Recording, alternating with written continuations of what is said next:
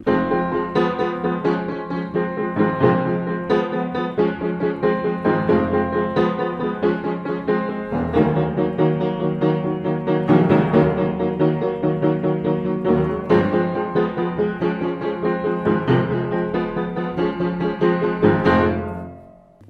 to edition 10 of All Killa, No Filla podcast with me, Rachel Fairburn, and Kiri Pritchard-McLean. Just before we start, we'll do our usual disclaimer that we're not taking the piss out of anyone that's been murdered. We don't advocate murder. We're just interested in the psychological reasons behind murder, and we do love a good true crime story as well. And as long as we're doing this podcast, it stops us from writing to them in prison. Episode 10. 10. It's a good one. Double figures now. Double figures. So we've gone all out. Yeah. We're doing Jeffrey Dahmer. Yeah. Who's actually one of my favourites. He is. He's a very, very interesting one. Yeah. I think Dahmer's one of the ones that people who aren't really into serial killers as well go, oh, I know about Jeffrey Dahmer. Yeah. Because I was actually telling someone, I was like, oh, we're recording a podcast later. Like, who are you doing? I was like, Dahmer. And like, oh, I know about him. He had heads in the fridge. Yeah, because it's also like grotesque and film-like, isn't it? Yeah. Like people know about Ed Gein, or Gein, whatever his name is. So yeah, Jeffrey Dahmer, also known as the Milwaukee Cannibal, or I've heard the Milwaukee Monster. The Milwaukee Monster. I like that one. Yeah, I like that one better. Alliteration. I know, they've got a bit, I like the alliteration ones. Yeah, a bit more showbiz. He was born on the 21st of May 1960 to Joyce and Lionel Dahmer. Joyce apparently was depressed, argumentative, and slightly suicidal. It's just a housewife in the 60s, isn't it? It is. That's just, I think a lot of the time I'm depressed and argumentative. But he was, as a kid though, Jeffrey was outgoing, sociable, he was a curious child, but possibly he'd been sexually assaulted. Yeah, that's a weird caveat to put on that. But yep. So what I found when I was doing a bit of digging, that apparently there is some paperwork in the state that he grew up in that links a guy being on probation, and he was on probation, and then it says for sexual assault of one 6-year-old Jeffrey Dahmer. And there's no other Jeffrey Dahmers in the area. But when his dad was asked about it and when he was asked about it, he denied it. But it just seems like, well, that's all very strange. It just seems a very odd thing to even if it was true, deny it, because, It's a good excuse, isn't it? It is, yeah. If that had happened, I wouldn't have chopped all those knobs off. So his dad, Lionel, was quite controlling. He was a chemist, wasn't he? Yeah, he was he was at university getting a PhD in chemistry. And by all accounts, he was quite controlling and quite dominating. But he had a bit of a switch, because Jeffrey Dahmer was like this, basically like what sounds like normal, kind of outgoing, bubbly 6-year-old kid. And then he had an operation, and his brother was born about the same time, and then something sort of flipped. Apparently, he had an operation for a double hernia, which is fucking bonkers to me, because that's the kind of thing, like, what I want to know is, why is he carrying a piano up some stairs anyway? At 6 years old. 6 years old. It's fucking, what a bizarre thing for a child to have. Well, Lionel was quite controlling, maybe. He was like, get that piano up those stairs. Carry me to bed. So yeah, he had this, and he became fixated that he thought that when they had gone to give him this operation, because it was never really explained to him, he just sort of woke up and he had sort of, it hurt a bit. He thought that either they had done something to his brain or that they had castrated him without him knowing. He kind of became fixated, and then he started to get sort of a bit more introverted and shy away a bit. And then his brother was born, David. 6 years younger. Yep. Which says to me, oh shit, there's something wrong with this one. Let's try for another. And I can say that with confidence, because I've only got a sister and she's 6 years younger than me. So that, I think, is what happened with my parents. Like, this one, we're not sure. Let's try again. We fucked up here, haven't we? Let's have another go. There's a famous story that gets told about him, about how his dad went under the house into the crawl space, and these American homes seem to have, and was sort of dragging out bits of bone, basically, of animals that had died under there or been killed by a cat. Is it John Wayne Gacy's house? Yeah. It's a very full crawl space. It was teenage boys' bones that he was dragging out, and he was dropping them into a bucket, and apparently Jeffrey was just obsessed, wasn't he? Thrilled by the noise. Yeah, and kept picking up the bones and dropping them, and sort of kept touching the bones. And then his dad was like, yeah, I mean, it seemed perfectly innocent, but when you look back on it now, and it's like, yeah, I'd fucking say so, mate. Yeah, there's 17 dead gay lads because of this. and then they moved to Ohio. Mm-hmm. And he got even shyer because they went there for his dad's job, didn't they? He said he became shy and withdrawn, so they tried to encourage him with things. He liked animals. Yeah. So they bought him a dog called Frisky. I do enjoy finding out serial killers' dogs. Yeah, especially when they've got really innocent names like Frisky. Frisky. Dennis Nilsson's was called Bleep. Yeah. Yeah, I do enjoy the... what was... Puppet. Oh, Puppet was Myra Hindley's, yeah. Oh, all dog people. That's interesting. Yeah. You'd think there'd be cat people, Yeah, wouldn't you? you would, actually. And there's a story as well about him at dinner. They were having a chicken one night. What was it? Was it to do with the bones? Yeah, it was something like, what would happen if, we'd put these bones in acid, Dad, because you're a chemist. And he thought he was just taking an interest. And he's like, well, I'll show you, son. And showed him how to sort of clean the bones and pop them in various chemicals and, see what he could do with them. He basically was training a serial killer and not realising. Yep. So at sort of 10 years old, his mum was like repeatedly hospitalised for being depressed and irritable and all those tiny things that they used to punish women for in the 60s. Oh, yes. And as a teenager, he started to get into like animals, basically. He would go out for hours on end on his bike and find animals in the woods and things, and then he'd cut them open, wouldn't he? Yeah, he was interested in the insides of the animals. And at one point, apparently, he put a dog's head on a steak. I always put peppercorn sauce on my steak. Each to their own, though. Each to their own. Well, he found... it was weird, because apparently he started to become... Because he's being, like, his sexual awakening, and he's gay, and he started to have these thoughts that he thought that he shouldn't have. So what he used to do is when he was sort of, like, getting all excited, he'd think about the dead animals to try and put him off, but what happened was it actually made him more excited, and by some weird Pavlovian response he kind of conditioned himself to jizz when he saw guts. Oh, God. It's weird, though, because I do think, like, puberty is such a shit time, and I think whatever, because you're going through all this crap, and you all these hormones going around your body, I actually think whatever you're into at puberty does shape you sort of later on in life. Because, like, when I was growing up, when I was a teenager, I was obviously going through puberty.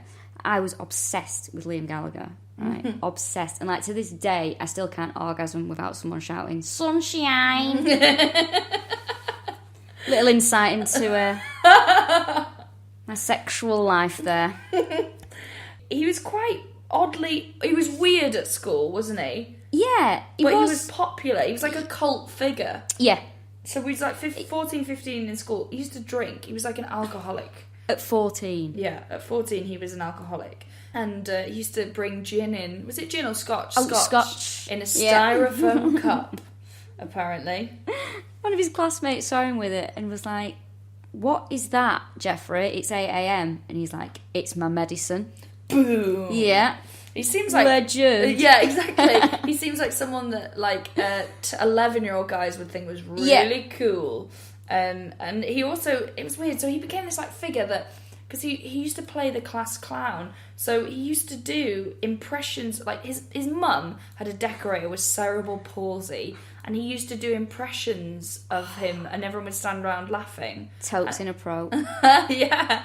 And it was known as doing a Dahmer. Doing a Dahmer. But I just think he's born to the wrong era, because he would be like perfect tour support for Jim Davidson. Yeah. Like, now. Can you imagine? I'd be corny it. Yeah. So they'd be like, he'd say, right, we're going to go down to the shopping centre, and you give me some money, and I'll do some jokes. So there was one time where there was a lady giving out pumpkin seeds, like it's a health food thing, and he ate loads of them, and then went, "Oh, I'm allergic." Ooh, and spat them everywhere. It sounds like a bellend. Yeah. Not the greatest jokes in the world, but he was having a go, wasn't he? Yeah, and he also, like, he had quite a lot of neck. Like, they went on some school trip, and he managed to... This is so weird when you find out this concept. He managed to blag his whole class in to meet the Vice President of the United States of America. It was Walter Mondale. Yeah, he said... Oh, he phoned up from a payphone outside and said, "Oh, we're working on the student paper. Can we come in and meet him?" And they were like, "Yeah, all right then." It's that easy. Just, Thanks a lot, 9/11. We've all done it. We're 15, we're drunk. We want to meet the Vice President, don't we? We've all been there.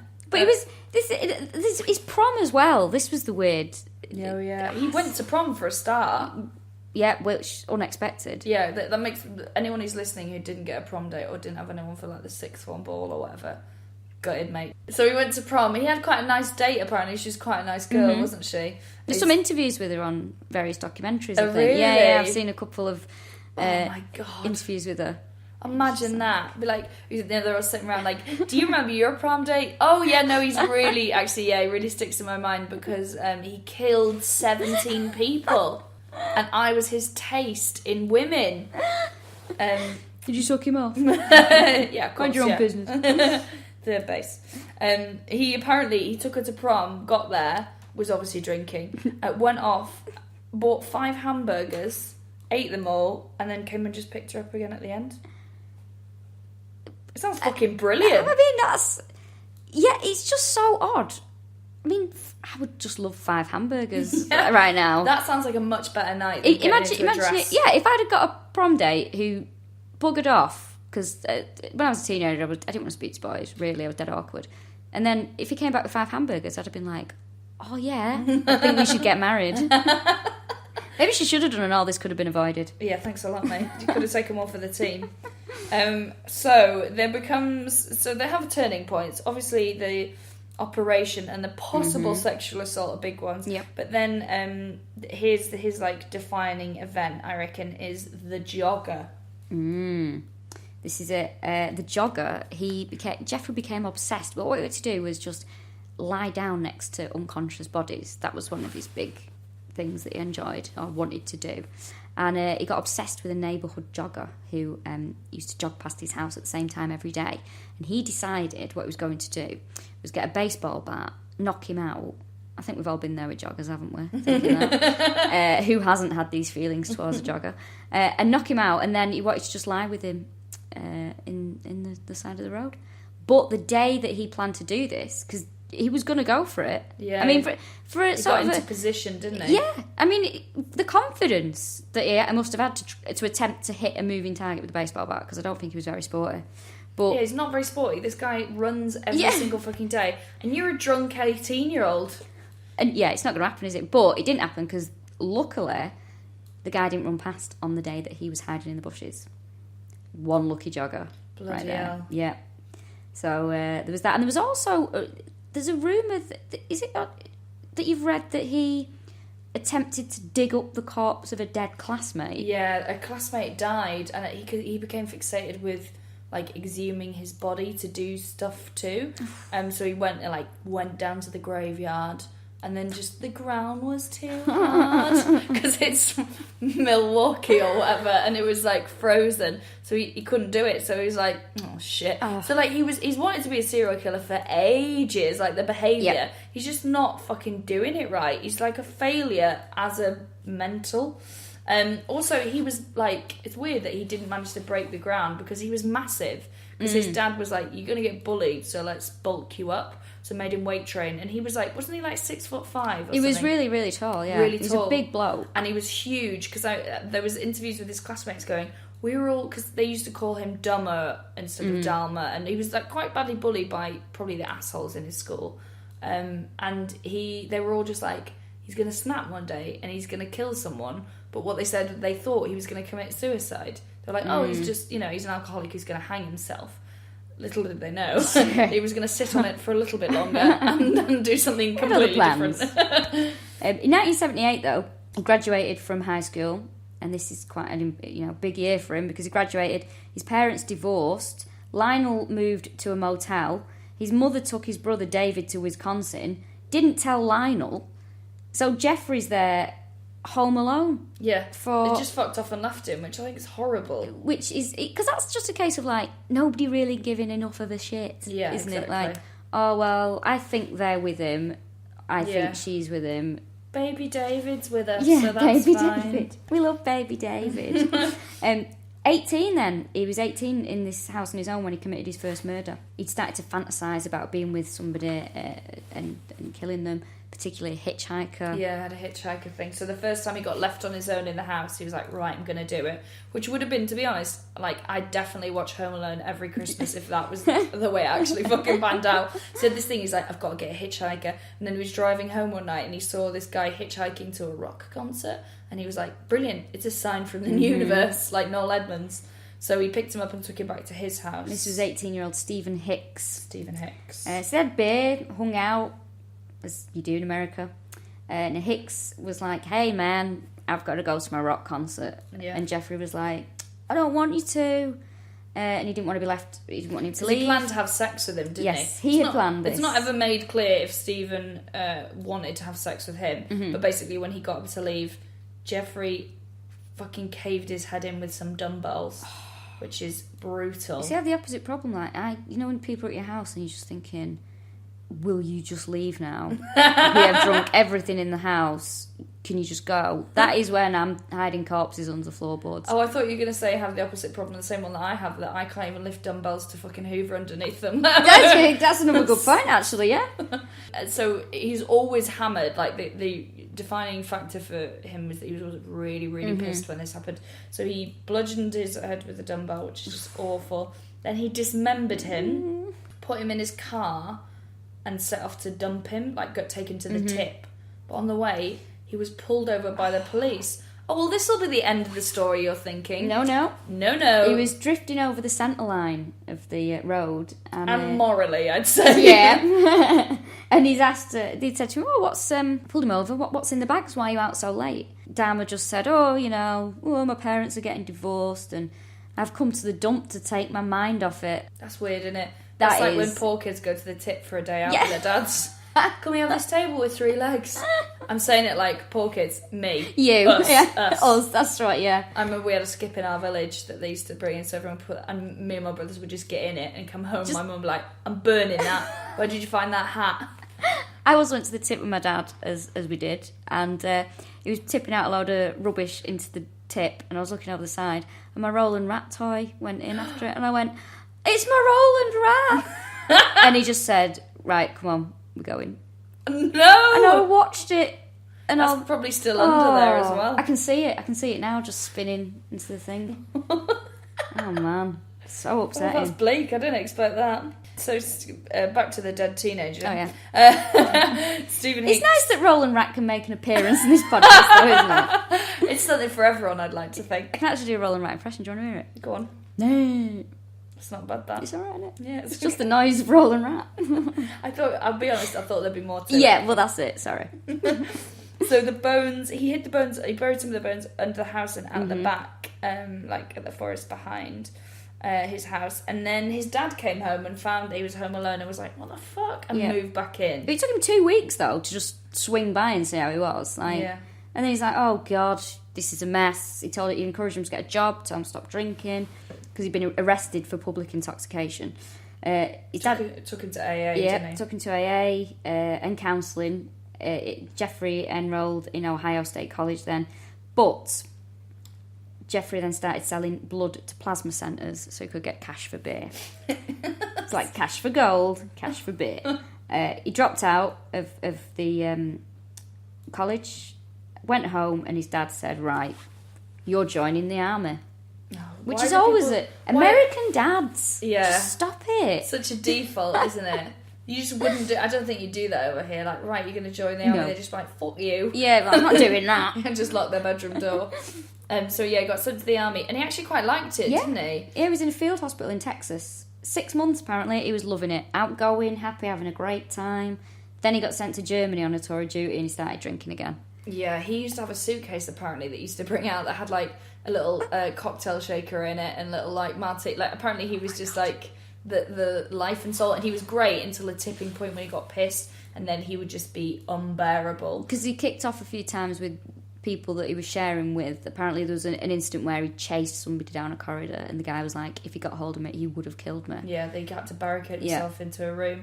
Because, well, you would, like, this huge, like, 6'5", massive... drunk gay guy with that handlebar moustache running after you. Like, the least you would do is lock yourself in a room. I don't know, that's got to be someone's fantasy, hasn't it? Yeah, Jonathan Mayer. I was going to say Jonathan Mayer. Does he listen to the podcast? I don't know. Hello, Jonathan, if you do. Give him a Google if you don't know him. He's great. So he was kicked out after 2 years in the army. And then, because in the army, they don't give you money. They go, we'll give you a plane ticket anywhere. In other words, go away. Yeah, we're get done. As far as you can. Yeah. So he went to Miami Beach. Mm-hmm. Started working in a sandwich shop. Yeah. And he's boozing all the time, and then he loses his flat, loses his job, and he's sleeping on a beach. God. And it sounds so, like, romantic, doesn't it? I don't know, sleeping on a beach. I've slept on a beach once when I was, like, just a teenager and we're having a beach party, and you wake up and you're like, oh, fuck this. We've made an error. Yeah, it's so horrible. You're like, I've got sand in my vag. That's just happened. It's horrible. Well, Jeffrey's like, oh, shit, you know, I've got no money, I've got nowhere to live. And he rang his father, and the point he rang his father, it wasn't so much the money and the lack of job or flat, it's because he was asleep on the beach and a rat ran over him. Oh, there's a rat, oh, I'm scared, oh, I think about killing men, but there was a rat, Daddy. And he's rang his dad. His dad said, I'm not sending you any money, I'm going to send you a plane ticket. Because his dad was like a human version of the army.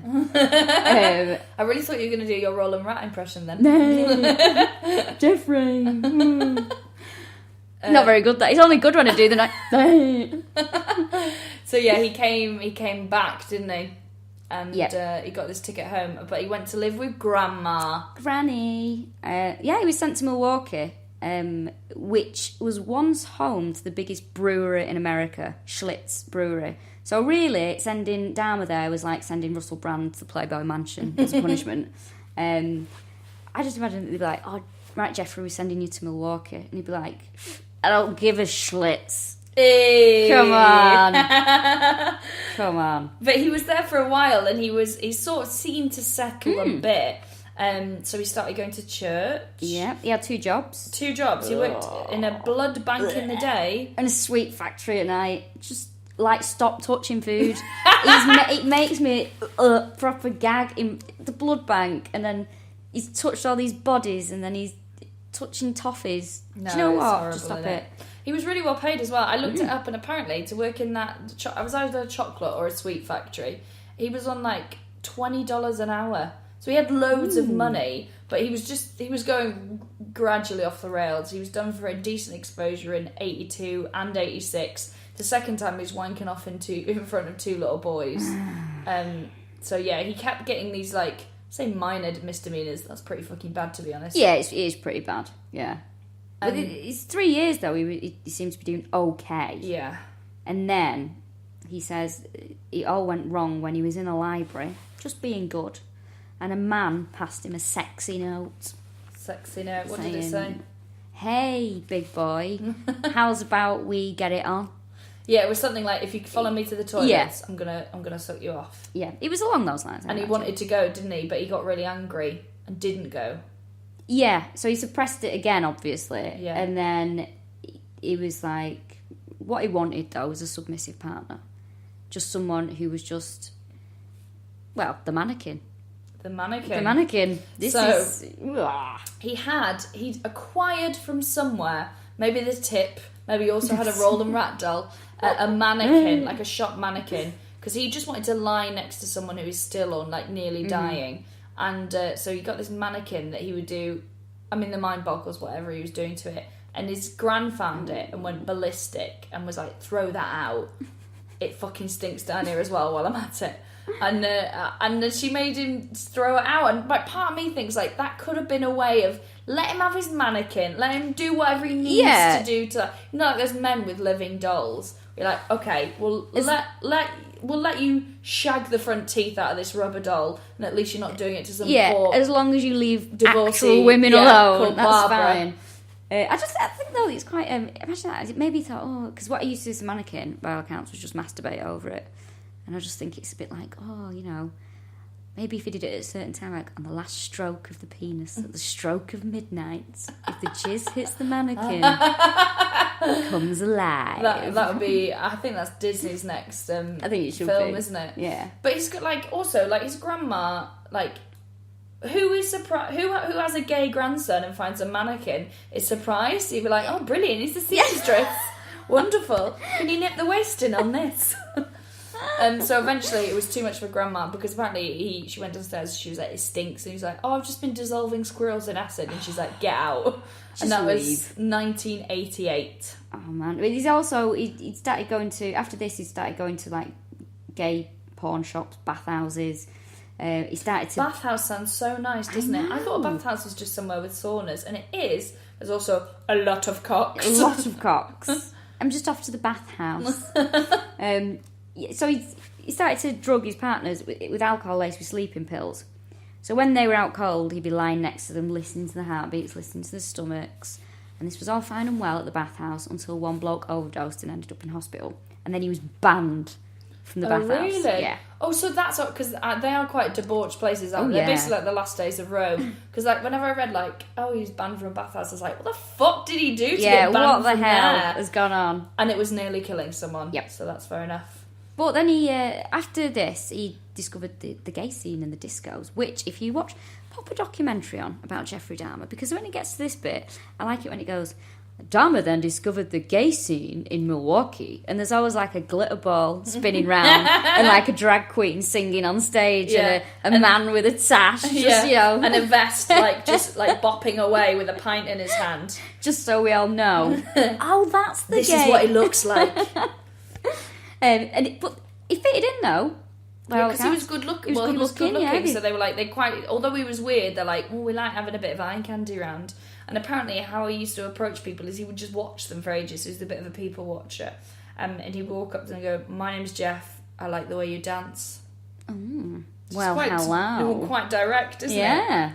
And he used to have a type. Oh yeah. He used to have a type of guy, and certainly the guy that he murdered. I think he holds the dubious accolade of being the most racially diverse murderer that there's been. Because he used to go for, because normally they hunt in their own ethnicity, and he is white, and he used to go for Hispanic or black guys. And apparently it's because he loved a smooth, hairless body, and they're apparently more prevalent in black and Hispanic guys. Just give him his mannequin back. Yeah, give him his mannequin. That's all he wants. Just give him his mannequin. It's like when you take a toy off like a dog that's chewing for stop it chewing stuff. Just all right. Just give him his shoe back. Give him the slipper back. It's fine as long as he's not chewing the furniture. But then November 1987, second murder. Steve Toomey, who he met in a gay club called 219, he took him back to the Ambassador Hotel. He drugged Toomey. Dahmer beat him to death, but had no memory of it. Yeah, this is crazy. He basically woke up in bed next to him, and the guy was just pulverised, and he was like, oh shit. And he was just, apparently his chest had caved in, and there was rumours that he had been trying to get the guy's heart out. Because you don't know how much of this is speculation and how much of this is fact. Well, that poor guy, Jesus. They're fucking horrible. And then he chopped him up, didn't he? Yeah, he actually went out from the hotel, bought a suitcase, brought the suitcase back into the hotel. I mean, the staff should have been a bit more vigilant. Yeah, hold on. Is he nicking yellow pages again? He didn't. How many Bibles has he got in that? He didn't come in with that suitcase, but he was with a man, and now there's just a suitcase. Bonkers. That's weird. But he gets in. He tries to get in a taxi with the suit. Well, does get in a taxi with the body in the suitcase. Yeah.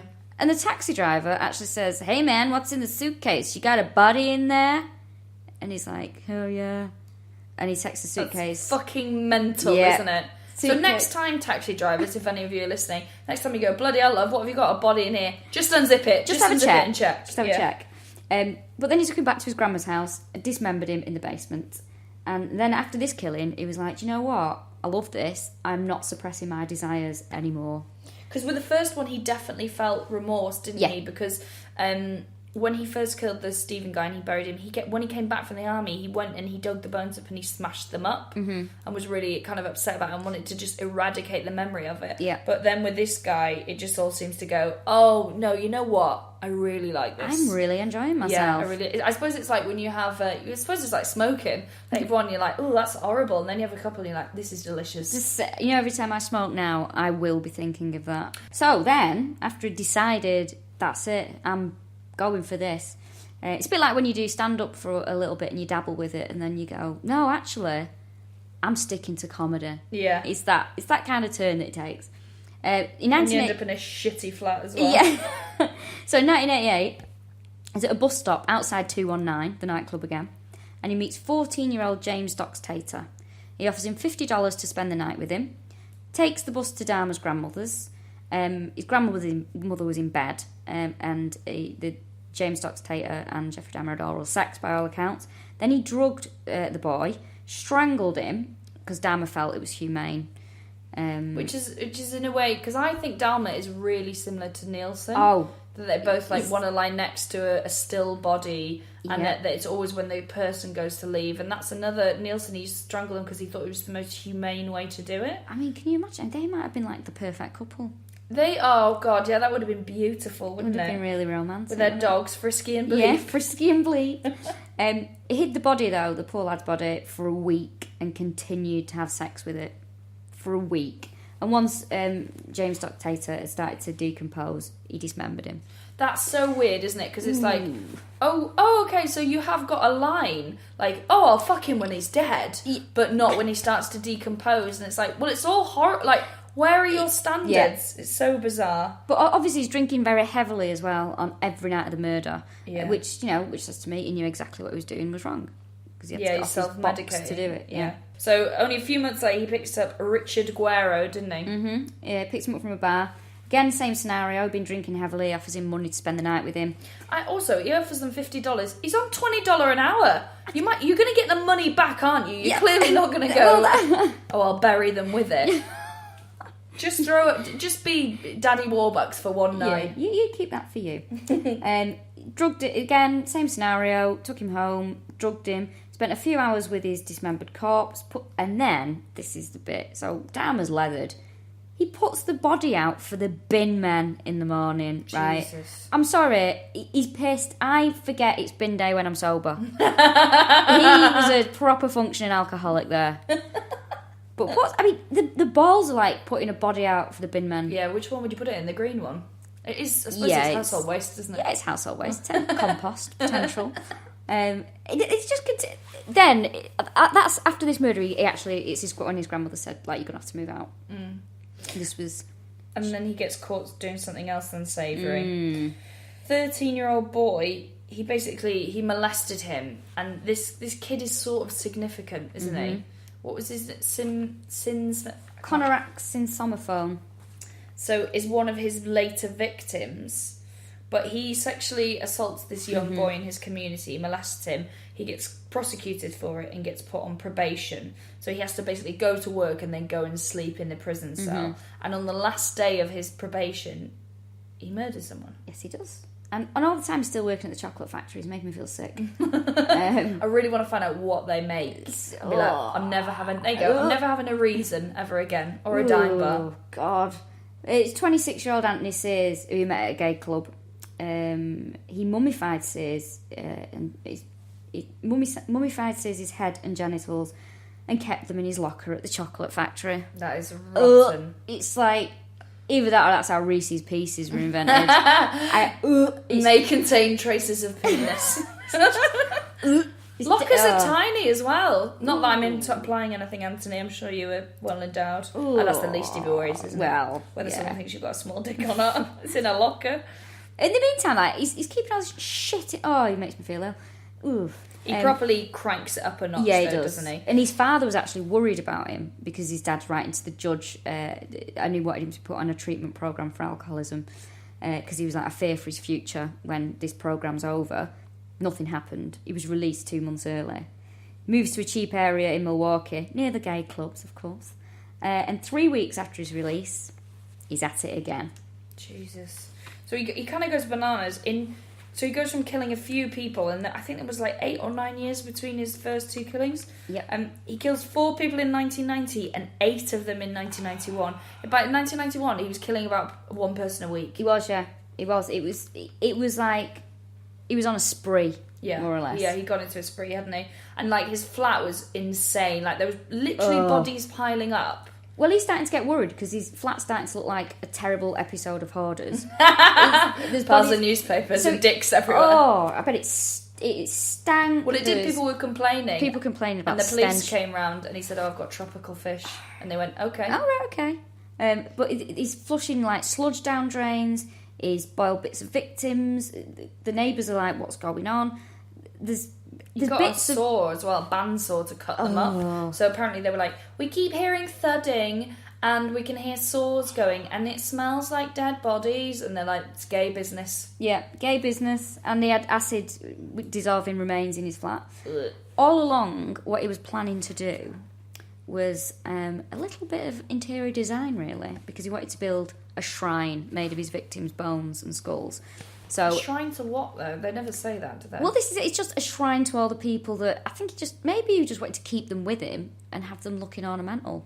Yeah, because he set up like a nice comfy chair, you know, one of those spinning office ones in front of the shrine. So it was just to sit there, really. Just to have a look, yeah. Admire his handiwork. And it was such a... You can actually look, if you Google it, Jeffrey Dahmer Shrine, Google image it, it does come up with a drawing of it, which I've actually recreated. I'm just showing Kiri now. Oh, right. There you go. It's interesting. It's impressive, yeah. Yeah. It's like something Lawrence Llewellyn-Bowen would Yes, do. it is. This is a feature wall and it really draws the eye. Okay. Do we need that many dicks? He wanted to paint sort of some skulls as well, and he wanted 2 full skeletons there, and a black and white carpet, and all the rest of it. Very Masonic. Yeah, curtain with blue lacy curtains and stuff. So this is what he wanted to do, and that was his big plan. That's one of his big plans. We don't know what his relationship was with the interior designer who had cerebral palsy. Oh, yeah. So there's basically the skulls knocking about the Yeah, gaff. he painted them grey as well, didn't he? In case anyone said, "Is that skull?" He went, "No, it's an ornament, mate." He painted them to make it look like they were plastic. I mean, the thing is, like, no one's going in his flat and ever coming out anyway. Exactly. Don't bother.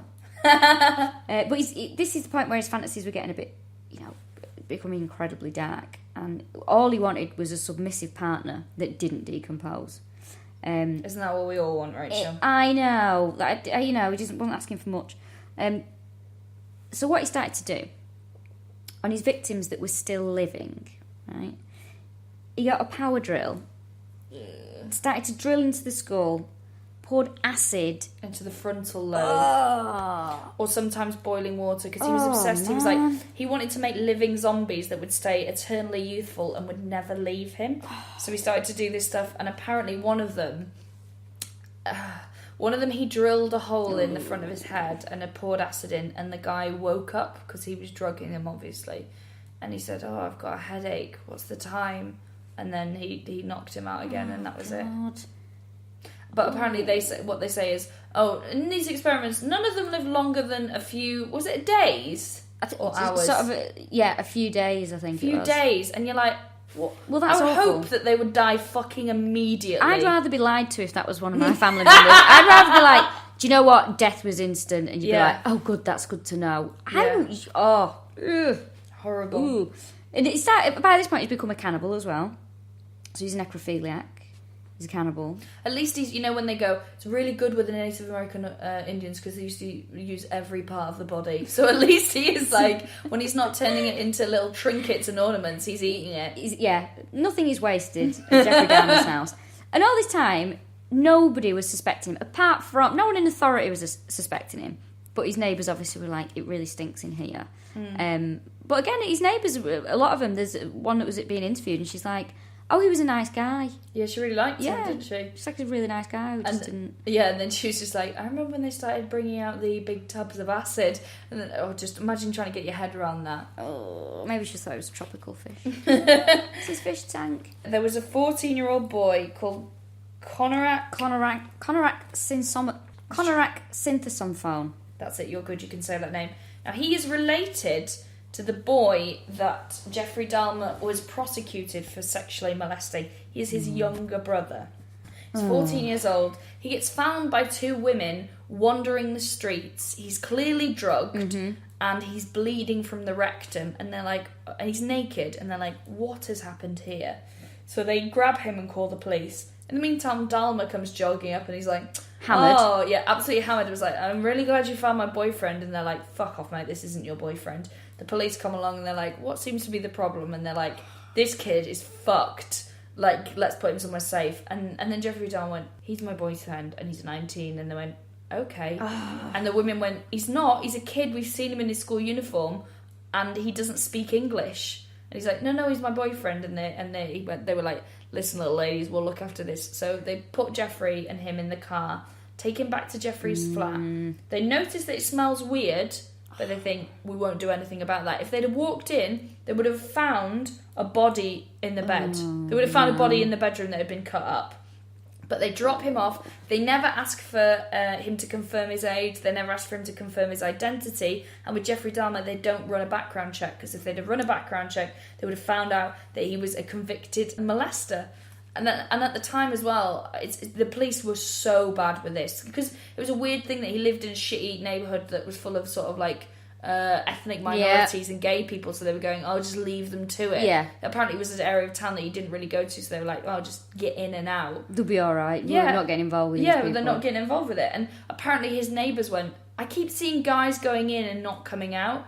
And they were like, oh, we've checked, it's absolutely fine. And they didn't bother checking. And also with those two women that found the boy wandering the streets, they called the police the next day and they went, what happened? Have you checked on him? And they went, oh yeah, no, it's fine, we've checked on him. So they just bullshitted and they let that poor fucking kid die. Yeah. Because he took him home and he killed him and then kept his skull as a trophy. Horrible. Someone's got to be held responsible for that. It'll be one of those like, oh, and we put training in place for this to never happen again. They've been on a course. Yeah, exactly, yeah. But that murder took place on May 27th, 1991. And then again, we've got in June and July, he kills 4 more people. So Jesus. June 91, Matt Turner. July the 7th, Jeremiah Weinberger.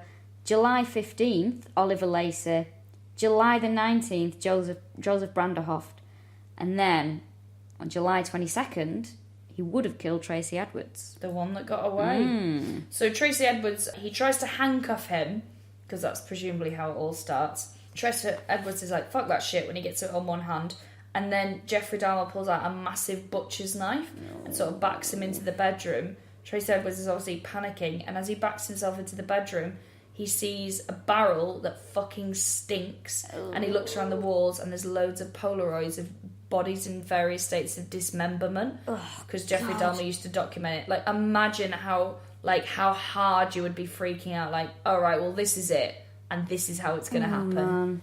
So he punched Jeffrey Dahmer, ran out into the street, still with a handcuff on, and managed to flag down some police. The police, as is their way, took him back to the flat, because they seem to like that. Come on, it's gay business.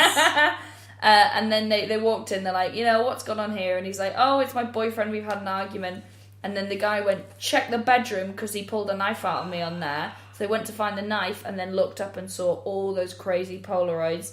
And they were like, arrest him. So the guy is subduing him and putting Dahmer into handcuffs. Well, I've got a list of everything that was found in the flat after this. So if you ready? Okay, settle in, guys. This is, by the way, this is the most graphic podcast we've done, so get ready. So in the flat, they found photos of various stages of dismemberment, a severed head in the fridge, 3 bags in the fridge with a heart, flesh and a portion of muscle. In the freezer, 3 heads, torso, bag of flesh and organs. I'm going to be honest, it sounds like some of the shit that I buy from Iceland. Various chemicals in the cupboard and 2 bleached skulls. A kettle holding 2 hands, a penis and testicles. That's a big kettle. 3... Oh, I'm thinking a tea kettle. It's not, is it? It's probably kettle drum. Anyway, 3 more skulls in a filing cabinet.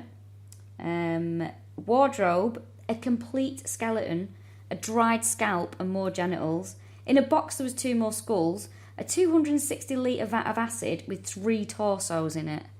5 gold rings. Cuddly toy.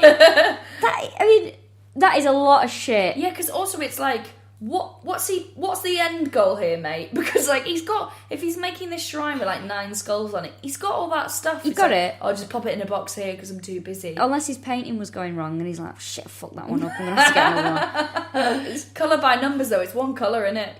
There you go. I think the thing as well with him, when he was arrested, he was actually relieved. Apparently, he was hammered, of course, and he started to sober up and he was crying. But then he just admitted everything. And once he started talking, he couldn't stop. Yeah, confessed to all 17 of them. Apparently, though, when they went in the flat, the guy who opened the refrigerator was like, I opened the refrigerator and I saw a head and I heard a scream. And he didn't realise it was his own scream. He was that frightened. But apparently there was then they started emptying everything out of the flat. There's even footage you can see of them rolling these barrels out in white suits and it's just terrifying.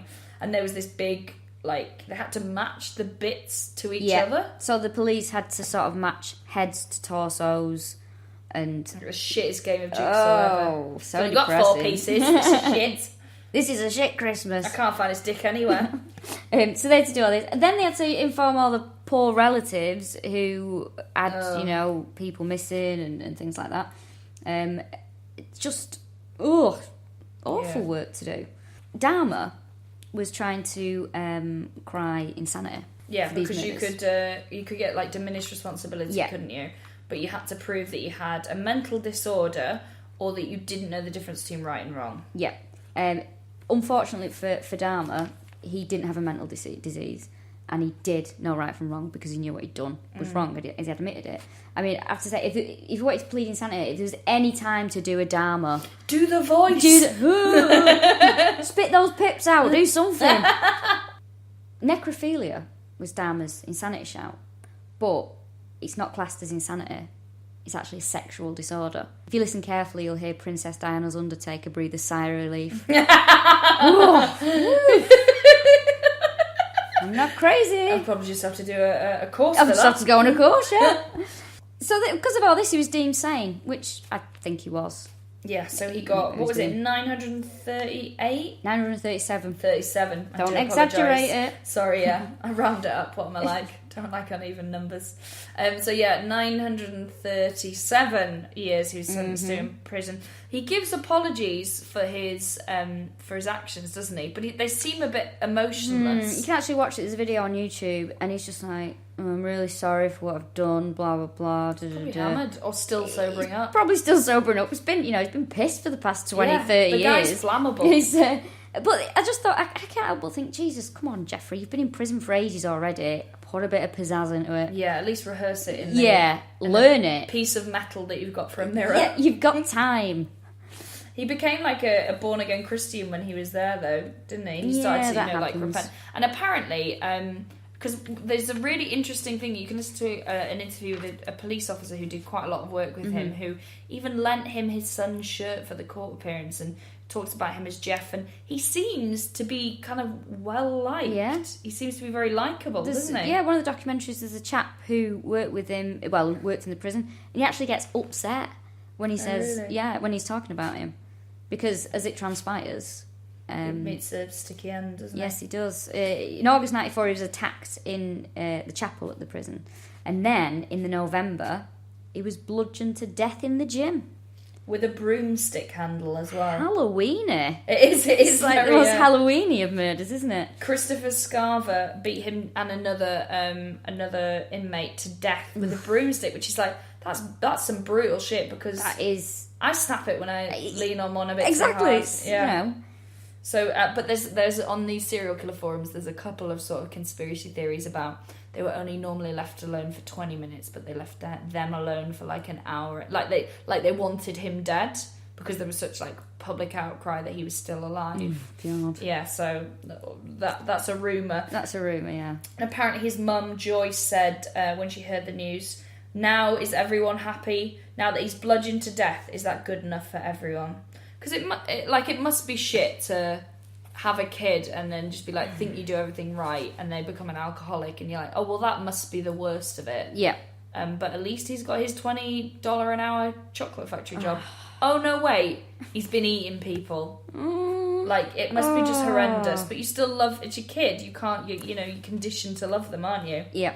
And they knocked his apartment down, demolished that. They did. And there was talk that they were going to build a memorial garden for all the victims, but they just never got around to it. Well, then they remembered that the neighbourhood was just mainly gay people and ethnic minorities, and they didn't want them to have anything nice. So, like, actually, no. Same reason why Republicans hate Sesame Street. They're like, why do you need to count?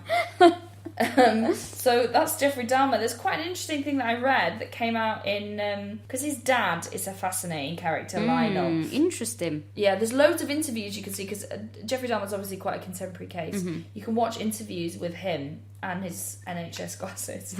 And his dad's quite prominent, isn't he? He's always there. Apparently he was at every interview that he did. And that's weird. I find that really, really strange. Yeah. I mean, I know you know... Why suddenly start taking responsibility for his actions? Like, because you left him on his own for ages, Lionel.